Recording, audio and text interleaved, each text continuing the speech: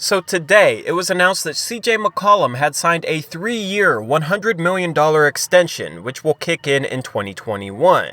That means he's under contract for the next 5 years for your Portland Trail Blazers, and he'll make a grand total of $157 million. But before we get into the McCollum news, we gotta get a couple things out of the way. First, if you haven't watched my Rip City 3-on-3 vlog, go check it out. That tournament was a lot of fun, and we have day 2 dropping shortly. Second, if you want to save money on tickets, go use SeatGeek. If it's your first time using SeatGeek, you can use my promo code BlazersUprise, and that'll save you $20 off your first purchase. And third, I have a Patreon, which I've plugged a little bit. In the past, I've stated that if you pledged $25 a month or more, you'd have the opportunity to guest on live streams, which will start up in September. However, I've reduced that to $10, so if you donate just $10 a month, then you'll have the opportunity to appear with me on some podcasts and on some live streams. In September, I will be live streaming 3 times a week. I know I said 5 times a week, but I want it to be more quality over quantity, so I'm looking at a Monday, Wednesday, Friday live stream. Then I'll also host some podcasts done by other creators as well. And with all that being said, let's finally jump into the news about McCollum's contract extension. Now, McCollum's extension runs all the way up until the summer of 2024. That means Damian Lillard and McCollum are under contract until then. So that means no worrying about either of them leaving. The only reasons they wouldn't be in a Blazer uniform in 2023-2024 is if something drastic happens where they get cut, or if we end up trading one of them. And honestly, after LaMarcus Aldridge leaving a few years ago, I like knowing that our stars are going to be in Portland. I did have some questions about McCollum's free agency in 2021 because he seemed like the type of guy who might leave just so he could lead a team. He loves playing with Dame, he likes Portland, but he's shown with Dame out that he is an all-star caliber guard. He's had some amazing performances with Lillard out of the lineup, and I thought he might want that chance to lead a team in 2021, but it turns out that he wants to be here with Dame in Portland, and I love that. We have Nurkic locked up on a great contract for the next 3 years, and our backcourt locked up for the next 5. We have years of future control with Anthony Simons and Zach Collins, as when they hit free agency in the next 2 to 3 years,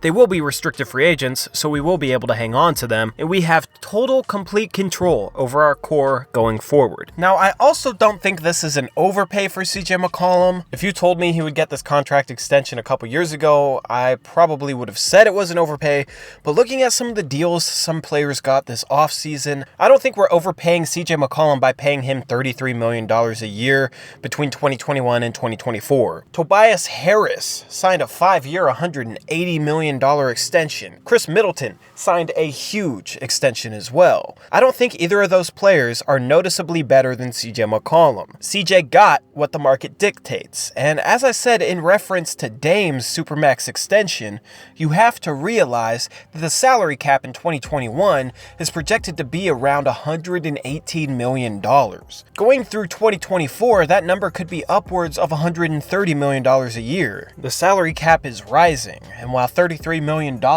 would have been unheard of just 5 years ago, now it's much more commonplace, and it will continue to be so as the salary cap rises. You have to judge whether or not players are overpaid by basing it off the percentage of the salary cap that player is making, not the total dollar amount. In 200 years, the salary cap could be $1 billion, and you could be looking at players making $300 million a year. Who knows? But with a salary cap of $1 billion, a star player making $300 million a year would not be overpaid in regards to the market for them. So long story short, I don't think CJ is overpaid. He's a star player. He averages over 20 a game. He's good for the culture. And if you put that guy on his own team in the Eastern Conference, he is for sure an NBA All-Star. With that logic, I can easily say that he's All-Star caliber, even though he hasn't made an All-Star game. So another thing I've heard people talk about in their immediate reaction to this deal is, what does that mean for Anthony Simons going forward? Because a lot of people were thinking that Anthony Simons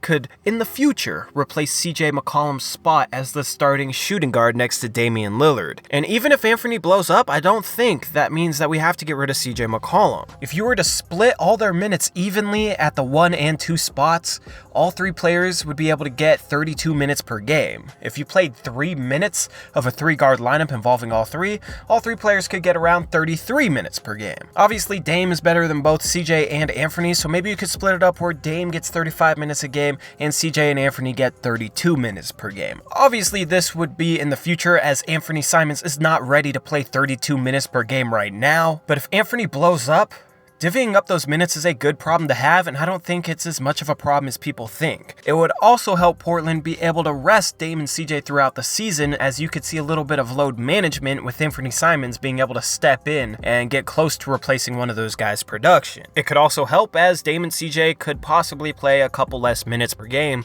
because they have such a great 6th man behind them. Obviously, this is all hypothetical. It's all pure speculation. And if Anthony Simons doesn't blow up into a borderline all-star caliber player, then it's not going to be something we even have to worry about. But even if he does, I still think there's room on this roster for 3 all-star caliber guards. But going further into that hypothetical, let's just say Portland decides that they want to move on for CJ for help in the front court because Anthony Simons has shown that he deserves that starting 2-guard spot. I don't think this deal makes it any harder to trade CJ. In the next 2 years, I actually think it might make it a little bit easier to trade CJ because the team trading for him will know that they have control over him for the next 3 or 4 years. Before this extension, a team trading for him would have had to have been nervous about CJ's free agency coming up in 2021. So in the end, I don't see any downside to this deal whatsoever.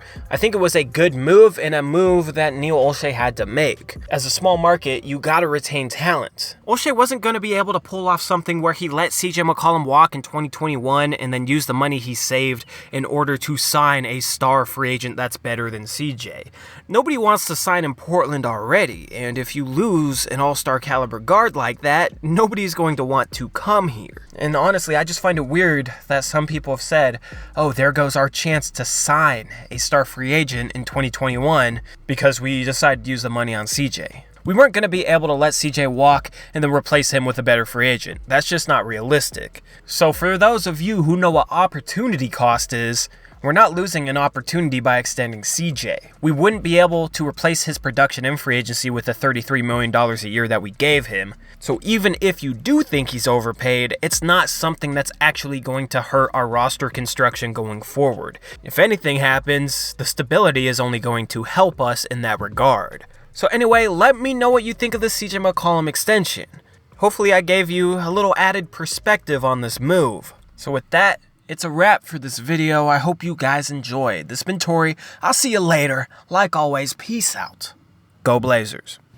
I was excited about the opportunity to be able to extend my time here. Obviously, it's been a nice ride. It's been fun.